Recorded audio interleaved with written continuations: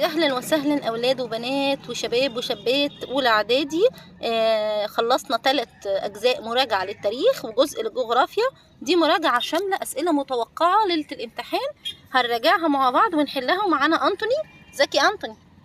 ازيك يا يوسف؟ يلا نبتدي مع بعض الاسئله عشان ما نتوهش على اصحابنا. في ناس كتبوا لي في التعليقات اسيب لكم فرصه تردوا، فهسيب لكم فرصه تفكروا وانا بختار لكم او انا بقول لكم الاجابات. يلا. يقسم سطح الارض الى نصفين متساويين شرقا وغربا. ايه هو اللي بيقسم سطح الارض؟ دائره الاستواء، خط جرينتش، مدار جرينتش، مدار السرطان. خط جرينتش. تمام، شكرا يا انتوني. طيب السؤال اللي بعد كده، يقدم المسافر ساعتين اذا اتجه الى انا جبت الاجابه، معلش يا شباب. اذا اتجه الى غربا ولا جنوبا ولا شرقا ولا شمالا؟ شرقا. شرقا، صح. لو اتجه المسافر شرقا بيقدم ساعته،